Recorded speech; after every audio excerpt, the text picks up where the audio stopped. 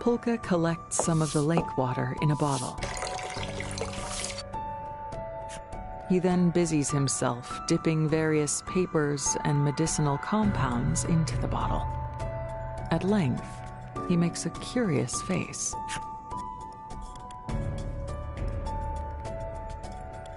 According to Polka, burning the water releases toxins that accumulate and can cause fatal harm to the human body. Your party decides to head back to the City of Flame and inform the aristocrat of your findings.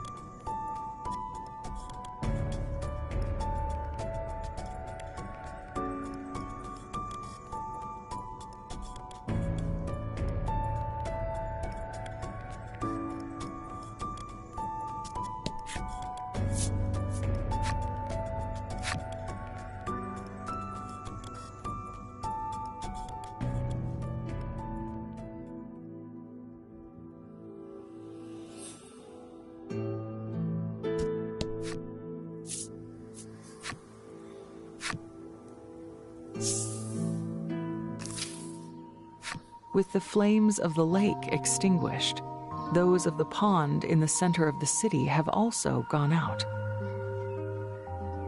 The people seem frantic to reignite the tinder water once more.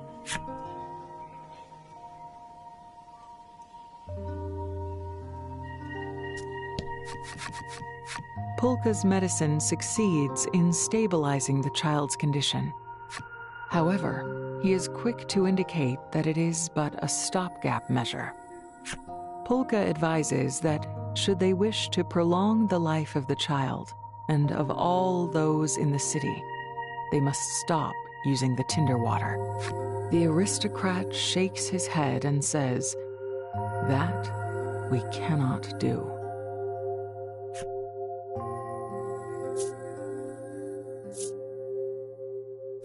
"It would benefit your child too," you assert.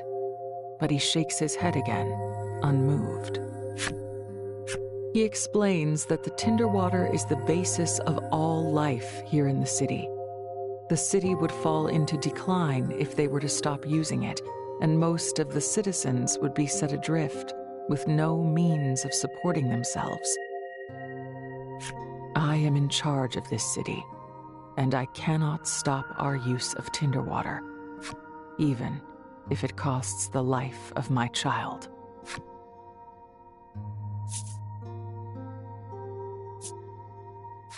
Polka's voice is quiet. I cannot claim to understand how those who rule over others make their choices.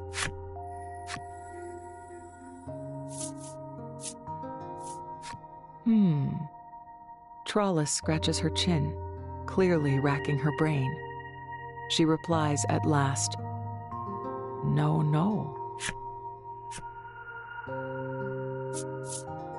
You ask the man if there is some way to resolve this impasse. He grimaces and makes a self-deprecating snort. Maybe if Nuterra existed, then all would be solved.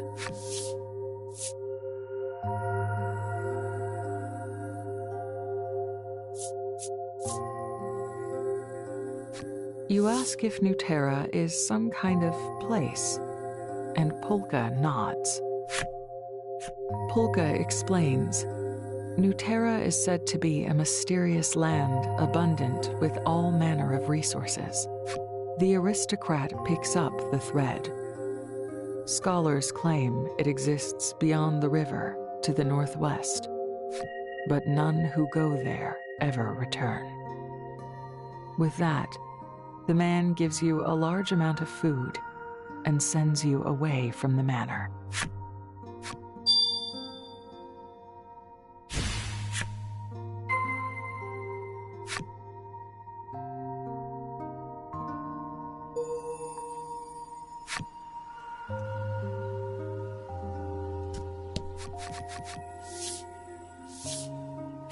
You hand the food out to the orphans. "How did you get this?" the boy asks. You explain that you received it as a reward from the aristocrat. Hearing this, the boy blurts out, "I'm going to use the burning water to get rich too." The boy mentioned that his parents died due to illness. Likely they were stricken with the toxins from the tinder water, just like the aristocrat's child.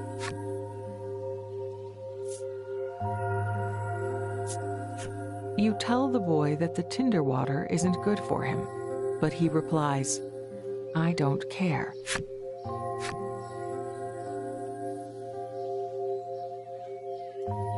The boy thanks you for the food and runs off with his sister.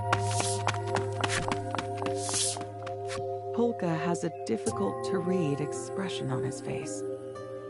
"Let's at least hand out the medicine," he suggests. You nod without uttering a word.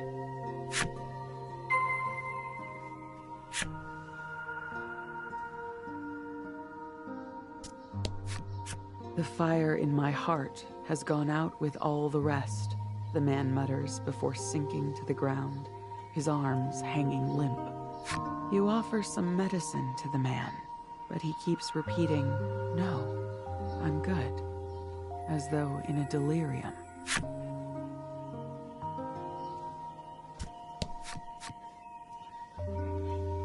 The passionate woman is screaming herself hoarse, coughing and sputtering as she points in shock at the pond where the fire has gone out.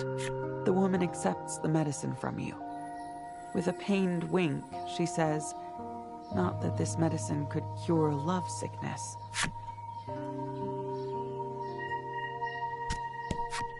The lad is all smiles and mirth, claiming that if he were to invent a tool to start fires, he could make a killing. Despite his sunny attitude, though, he looks quite unwell. You give some medicine to the ambitious young man, and he is jubilant. "Yes, I can work even more now."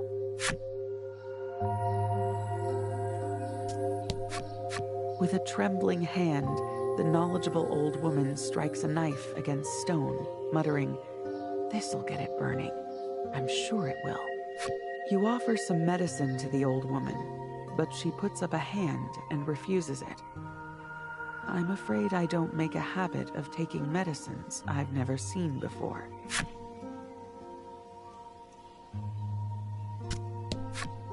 "I'm gonna get rich and buy my sister all the yummy food she can eat," the boy tells you.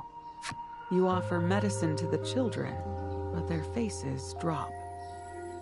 "This won't fill our tummies," they say with considerable disappointment. It doesn't look like the people of the city are going to stop using tinder water anytime soon. The medicine you shared with them may provide little more than brief peace of mind. I can't believe they won't give it up. They know it's poisonous, you say in a low, pained voice. Legol gives you a sympathetic thump on the shoulder. You look up at him and ask, "Do you think everyone could be happy if we went to New Terra?" His denial is immediate and assured. New Terra is a fairy tale. You answer him in a small voice. Polka looks positively delighted. Why, yes, now that calls to my scholarly soul. Trollis seems equally on board. I go too, she says, smiling. In the face of your united enthusiasm for the idea, Legol grunts, "Fine, if you insist. You and your friends have made up your minds. You shall seek New Terra and whatever hope it offers, believing it exists just like the stars in the sky."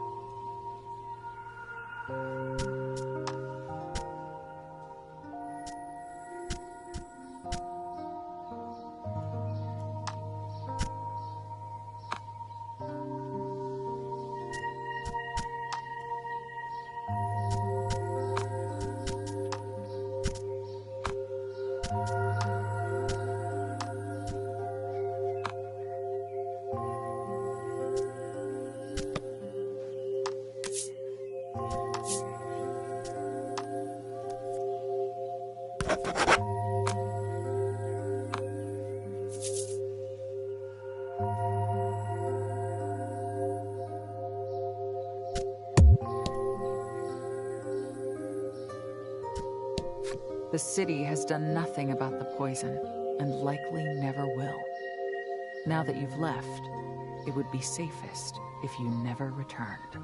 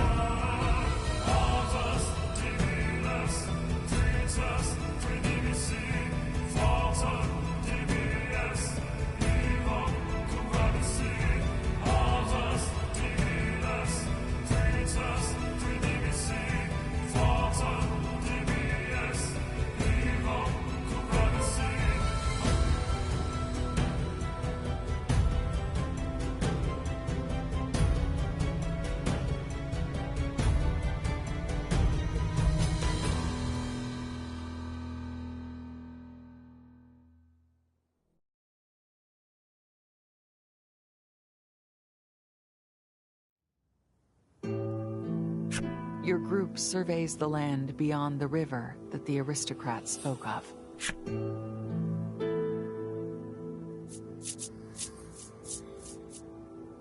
He claimed that none who go there ever return, yet you've little choice but to brave what lies beyond.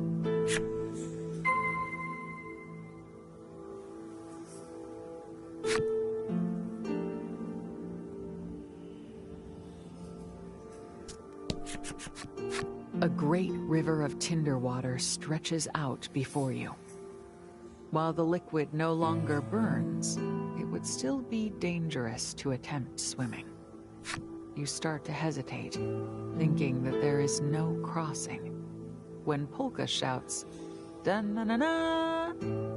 He is carrying an iron board, apparently having brought it back from the Lake of Fire.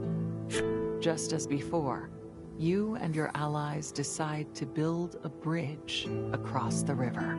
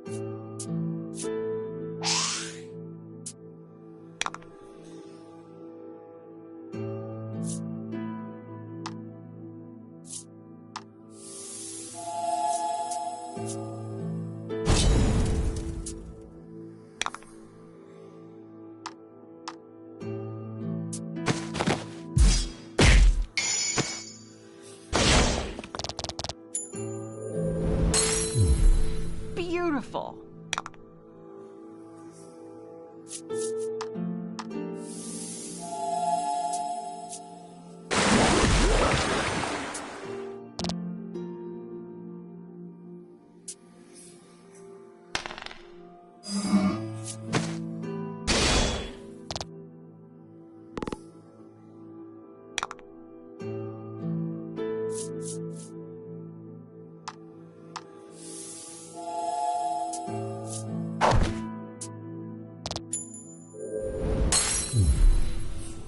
I expected nothing less.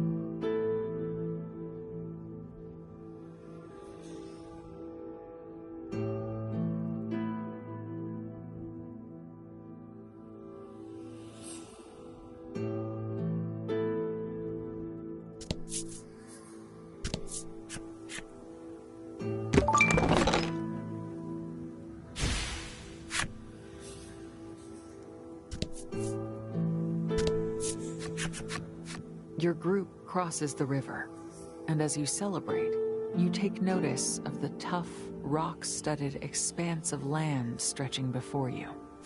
Your sand skiff was made for moving over the sands, so it'll be difficult to go any farther aboard it.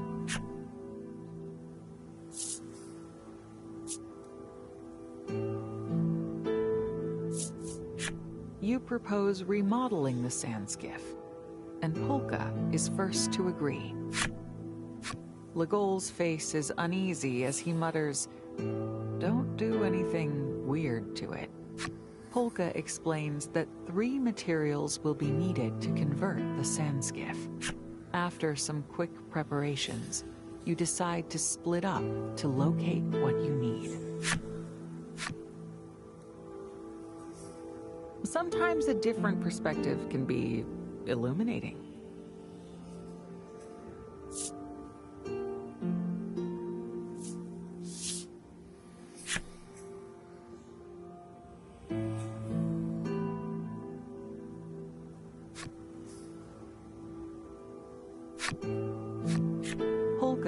asks you to locate a long, sturdy pole.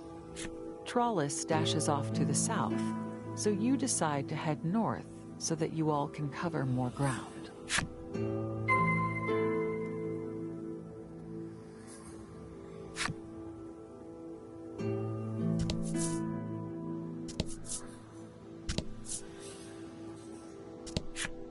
Perhaps because you're by yourself for the first time in a long while, the solitary search makes you feel a bit lonesome. Your thoughts drift inexorably to your comrades.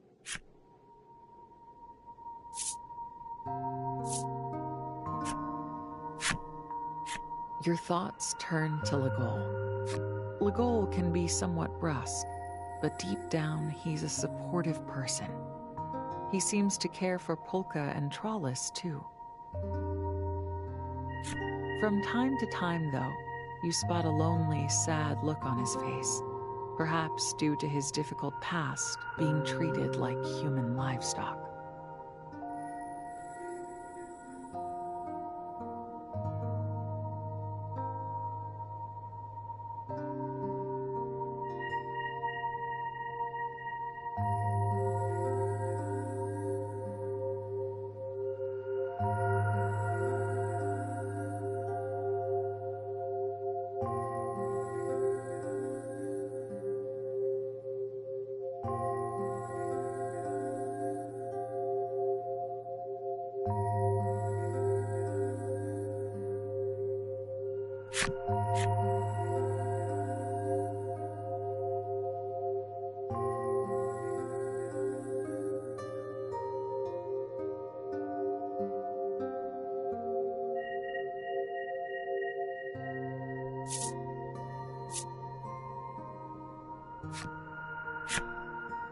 Your thoughts turn to Trollis.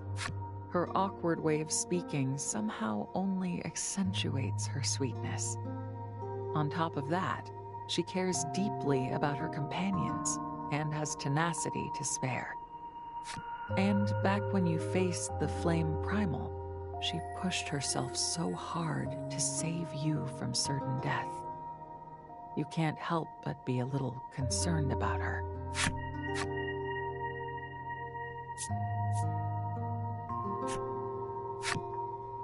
Your thoughts turn to Polka. Polka's breadth of knowledge has been an incredible boon, and also a headache, since said knowledge is the source of his unceasing chatter. While he's typically an affable fellow, you do sometimes spot an unexpected iciness in his expression. Perhaps it comes from his hatred of monsters.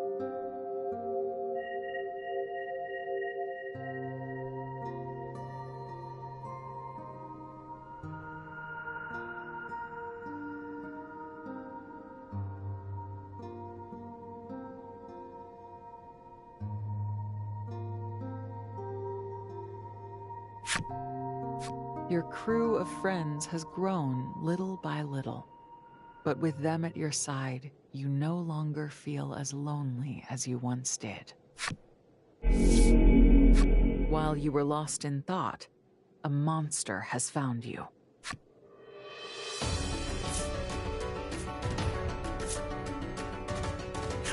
You decide to summon up all your courage and fight.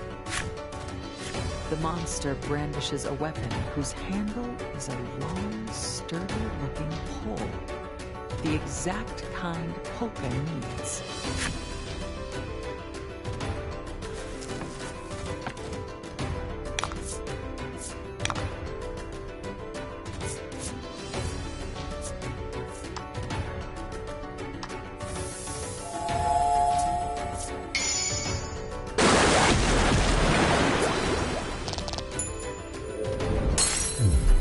A masterful victory!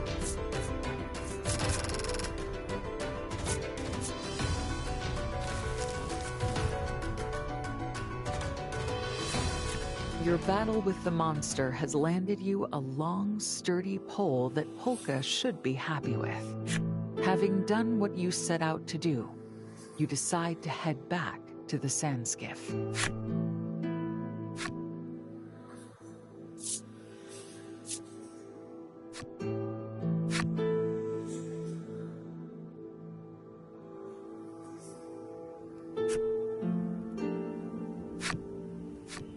Polka asks Legol to find something that could be used as wheels.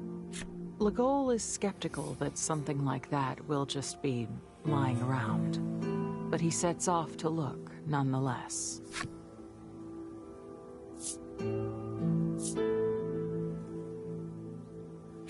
Legol doesn't think there'd be anything wheel-like there. Legol recalls that there was a cart in the mine near Steelborough. Though hesitant to return to such a dangerous place, he can't make excuses when he thinks of how hard a certain subterran must be searching. He decides to take the sand skiff alone back to the mine.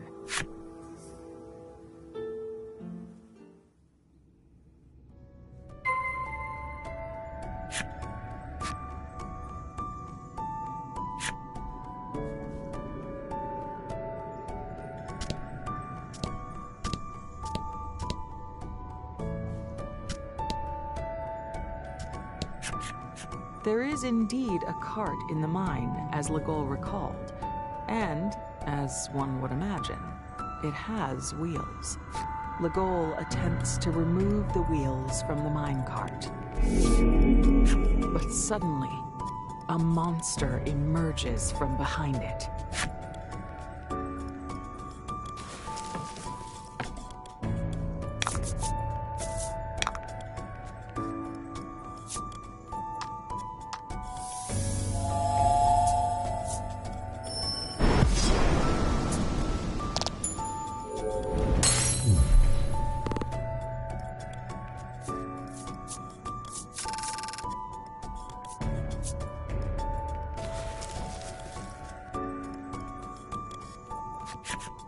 With the monster defeated, Legol collects the minecart wheels. The slain monster's eyes are wide open.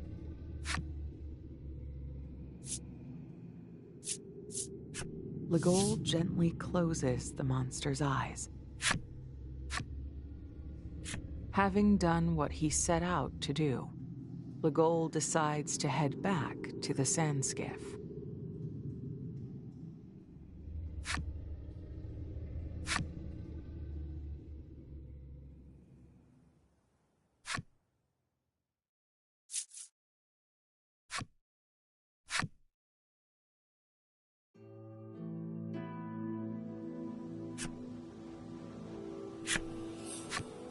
Polka asks Trollis to find some durable cord.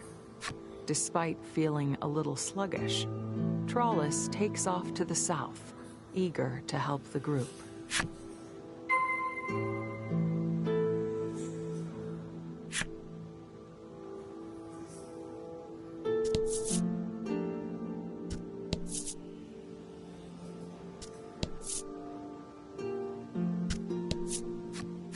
Trollis wanders the area, searching for some durable cord or rope, but turns up nothing.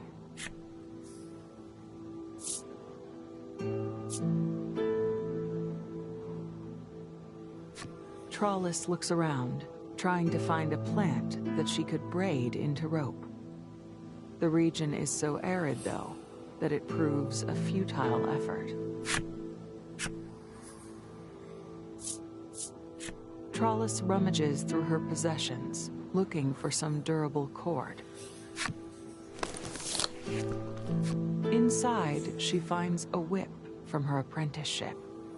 She must have brought it along by mistake. It once belonged to the ringmaster of the circus. Looking over the whip brings back memories.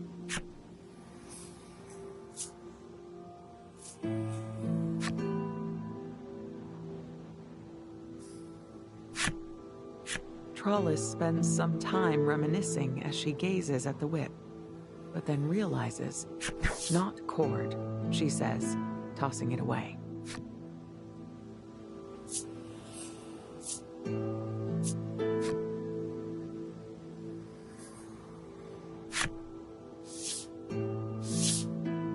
Realizing that a whip could work in place of a cord, Trollis decides to return to the sand skiff.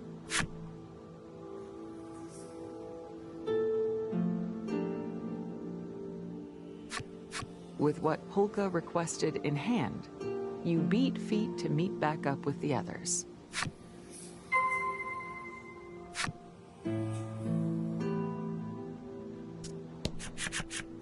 The group meets back up, having gathered all three of the things needed to modify the sand skiff. You've brought the sturdy pole, Legol has the wheels, and Trollis has the whip. "Are you sure I can use your whip?" Polka asks, and Trollis gives a little nod. Trollis turns her bag upside down, and, as advertised, a number of whips tumble to the ground. "Doesn't your ringmaster need these?" Legol gets a distant look on his face. A bit of pep in his step, Polka starts zipping around the sand skiff, making modifications.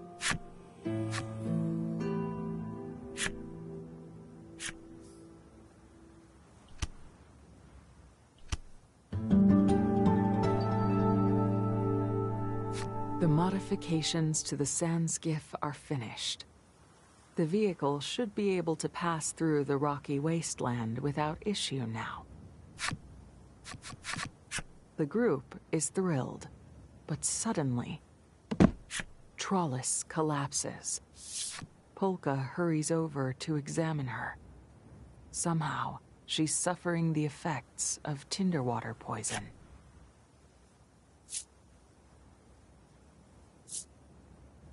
Beyond holding her close and squeezing her hand, there is little else you can do for Trollis. The battle with the flame primal flashes through your mind.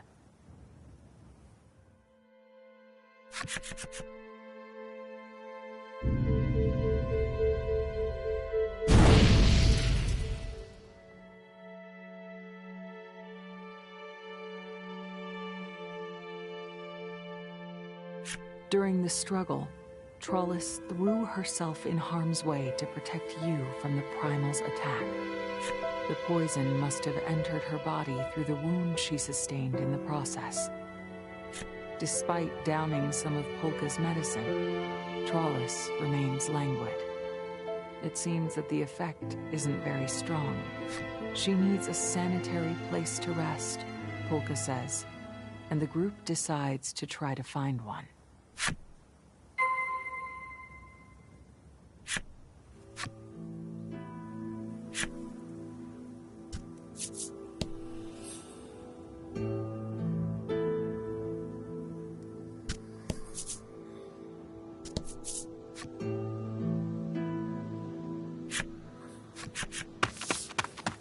A man, breathless and plump, suddenly jumps out in front of your group as you search for a place where Trollus can rest.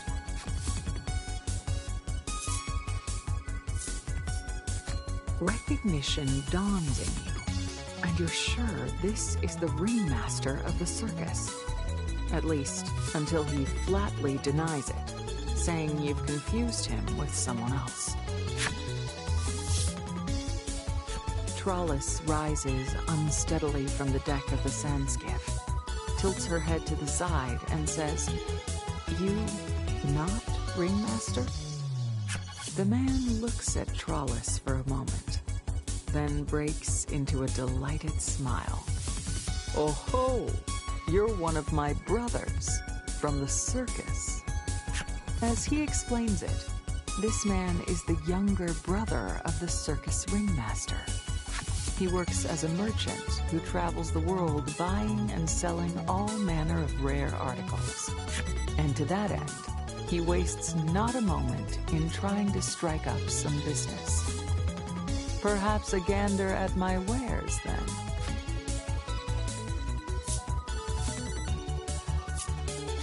You briefly explain Trollus's condition and ask the man if he knows of a good place to rest.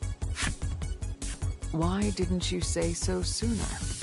I've got some good info on that front," he replies with a wink. The merchant shares that he has heard of a village to the west, wherein resides a brilliant apothecary. He's said to be a rather crabby fellow, but with any luck, you can get some medicine from him. And on top of that, find a place to rest.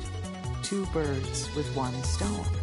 You say a few words of thanks and quickly head off to the west in search of the village. The man calls after you. "I'll be here with my compatriots for a while, so do pop by later."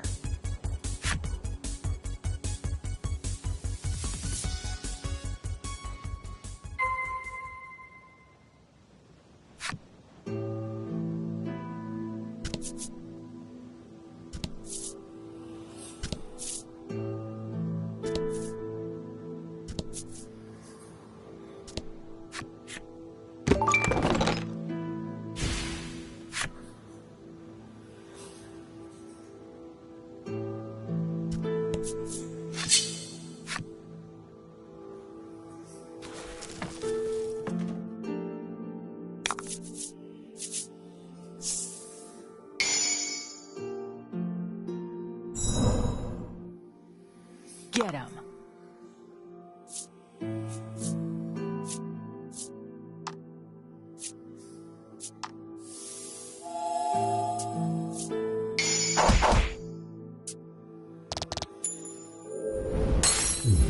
Oh!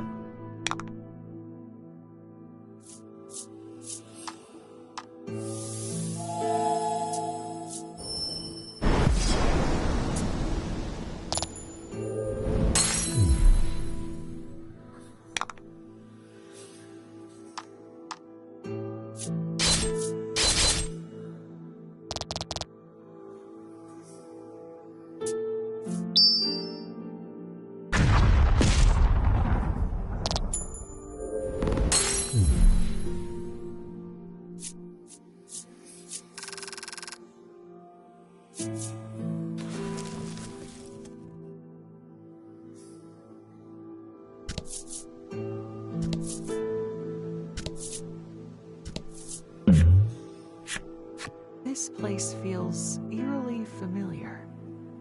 You open your pack and fish out a scrap of paper. You knew it. This is where the map says there's hidden treasure. You feel around on the ground for a moment and soon discover an unnatural swell in the dirt. You claw at the earth with reckless abandon. Success. Buried treasure. Ecstatic, you fling open the lid and stash its contents in your bag.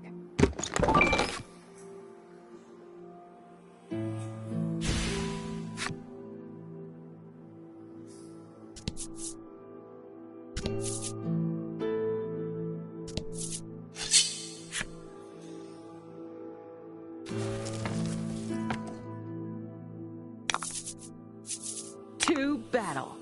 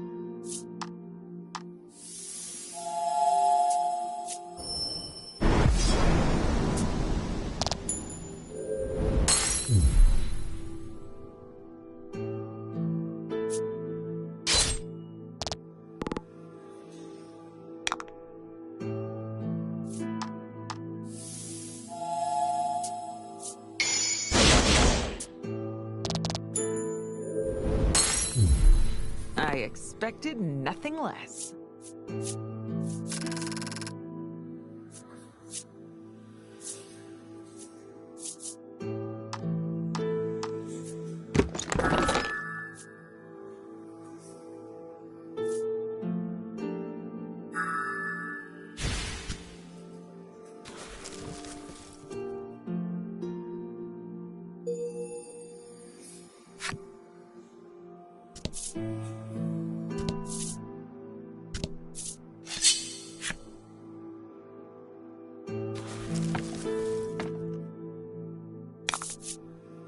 To battle.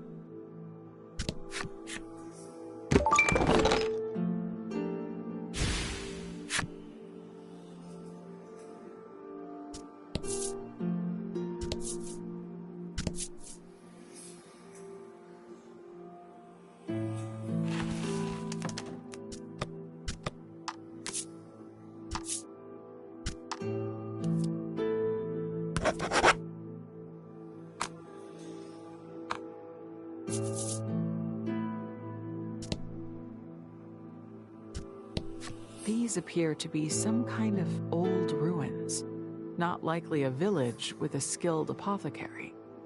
You need to hurry and find the village to get Trollis some help.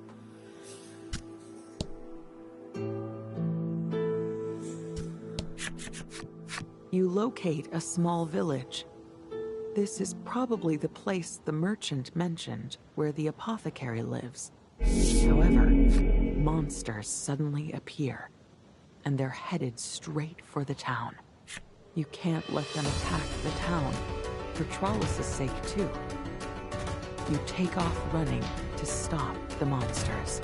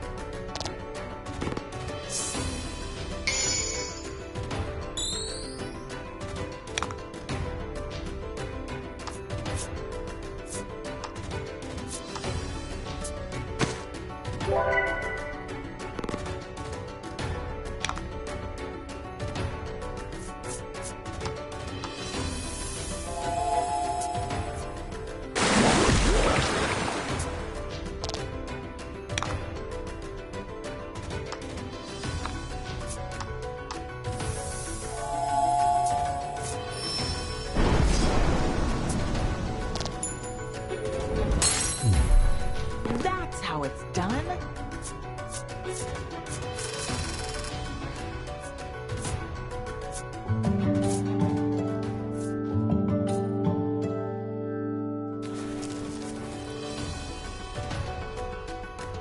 Unbeknownst to any, you manage to avert the danger.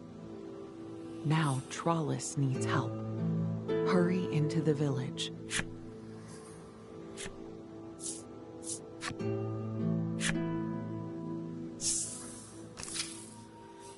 You and Legol enter the village, leaving Polka caring for Trollus on the sand skiff.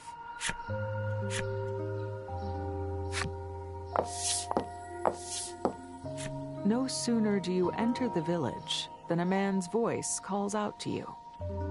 This here's the Village of Light. Make yourself at home and rest your wearied spirits.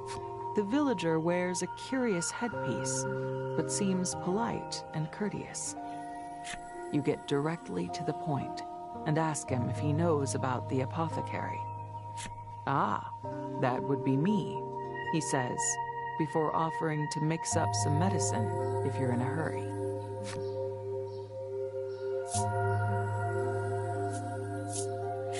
You explain Trollus's symptoms, and the man calling himself an apothecary smiles and says he can help right away.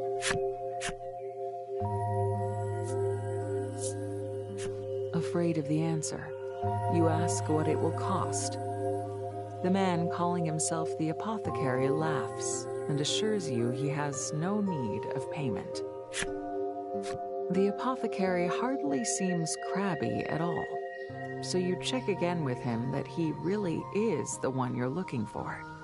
He answers that coming to this village changed him, made him realize that people need to live by helping each other. The apothecary suggests you take a wander about town while he mixes up the medicine. He adds, the folks about town are kind souls one and all, so feel free. Legol says that he'll get Trollus and returns to the sand skiff. You decide to walk around the village and find what you'll need to care for your friend.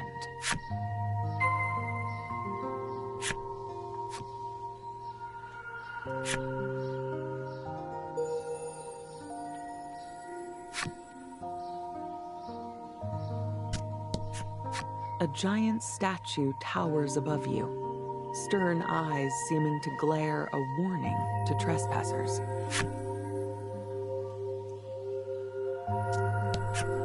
A giant statue towers above you, kindly eyes seeming to cast a protective gaze across the village. After hearing your tale, the woman hands you her food. Make sure you all eat up and get all your nutrients. And if there isn't enough, you just let me know and I'll make more. Ha ha. She finishes with a hearty laugh.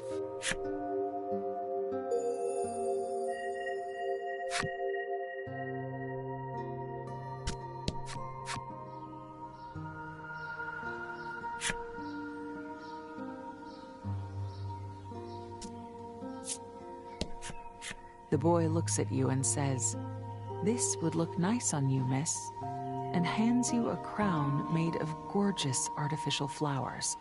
You try to pay for it, but the boy counters with a smile. "I gave it to you because I wanted to. That was nice."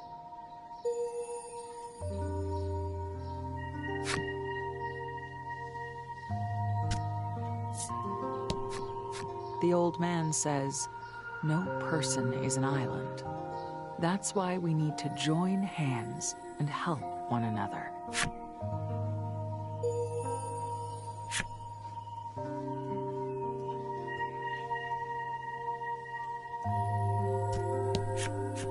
After hearing your tale, the proprietor of the inn beams at you and says, "Don't worry your head over payment. Stop in and make use of one of our rooms as much as you like." You offer a word of thanks and feel a weight lift off your chest. Now Trollis will be able to rest somewhere comfortable. The apothecary comes running your way. The medicine is finished. You take it from him and then try to head back to Trollis, but there seems to be quite some commotion at the entrance of town. Wondering what could have happened, you hurry over.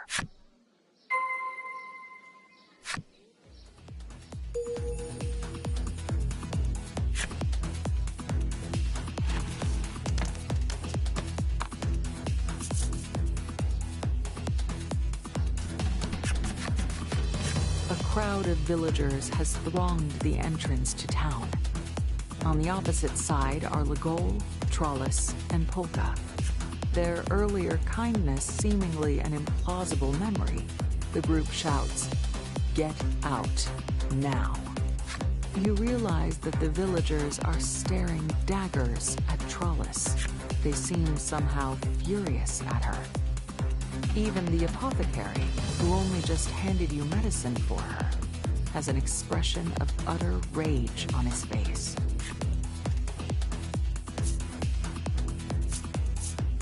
You attempt to intervene and protect Trollis, but the villagers continue to bellow their anger.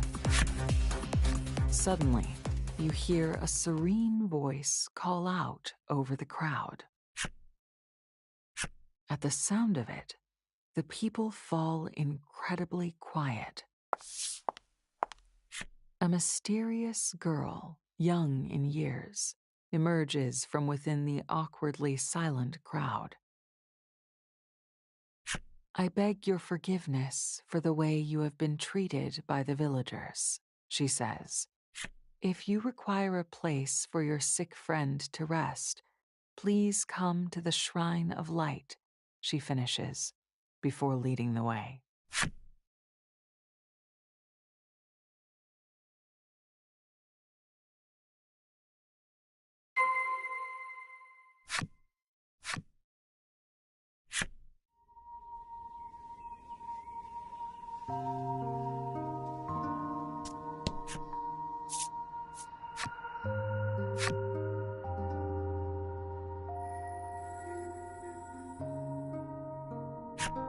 As soon as you arrive at the shrine in which the girl lives, you put Trollis in a bed to rest.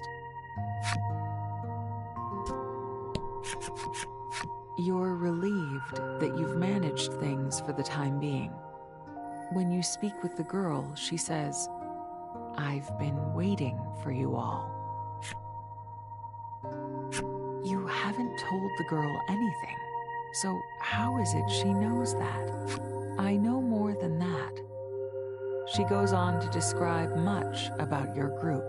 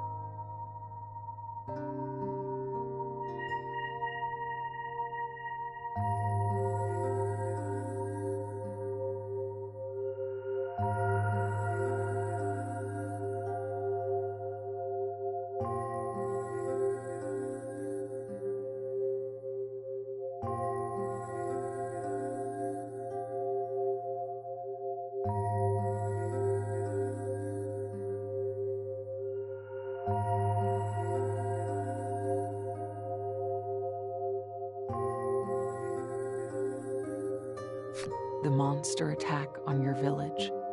Legol's cruel treatment? What happened to Polka's parents? What's your deal? Legol says, unnerved. The girl answers, the power of prophecy. She explains that due to her power, the people revere her as a religious guru. You've never heard that word before, and so you ask, guru? You ask if a guru is some kind of teacher, and Legol nods. Yeah, I think you could say they're a sort of teacher. Polka adds, a guru is the founder of an ideological group, or the leader of one. In any event, the guru is clearly important to the village. You decide to ask her about the place. You ask why the once kind villagers became so angry. The guru explains in a measured voice. This remote village has, she explains, been the victim of many monster attacks over the years, which in turn means that many of its inhabitants despise all monsters. That hatred eventually took root in the village as a kind of religious doctrine. Thus their behavior when they saw Trollis.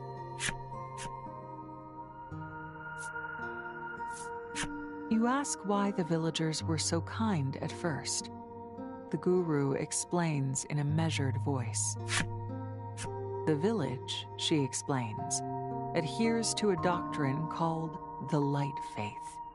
She goes on to explain that the foundational principle of the Light Faith is to be kind to people. Thus, the villagers treated you with great kindness. And so there have been two absolute doctrines in this village. Be kind to people and kill monsters. She gazes at the room where Trollis is sleeping and asks, your friend is a monster, yes?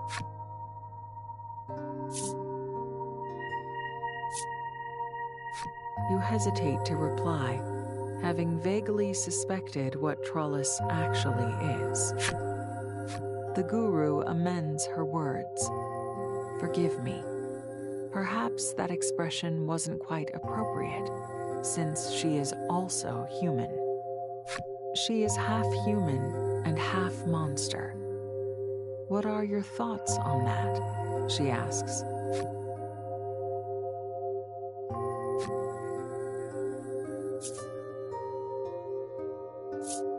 It's true that monster blood may flow in Trollis's veins.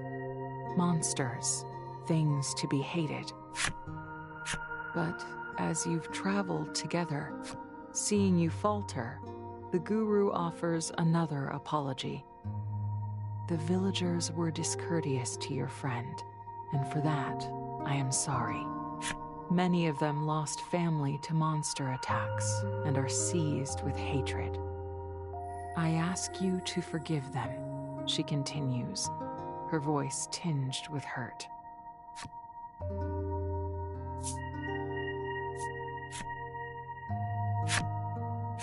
Ah, right. Your group wishes to go to New Terra, yes? She says, breaking the silence.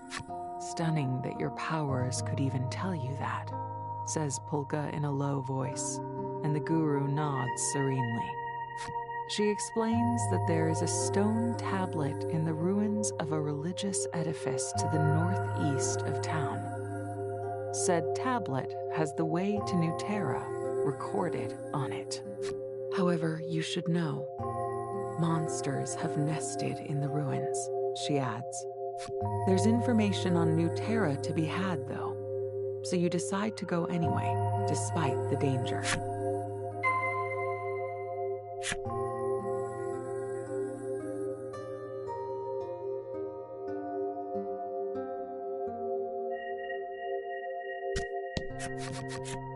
Trollis is sleeping soundly. Quite relieved, you thank the woman watching over her.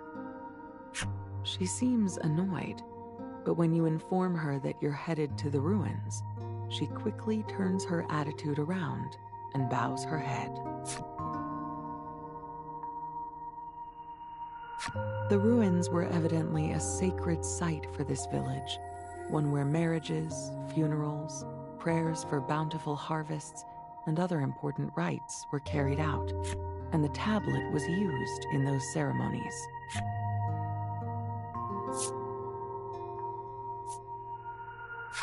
You accept the woman's request, assuring her that any monsters who cross your path will meet a swift end. You've no sooner gotten your response out than Trollus's eyes fly open, and she bursts out, "I come too." While she is a little unsteady yet, the apothecary's medicine seems to have done its work. You try to convince her to rest a little longer, but she insists on going to the ruins with you. At length, her persistence wins out, and you begrudgingly agree to take her along and head for the ruins.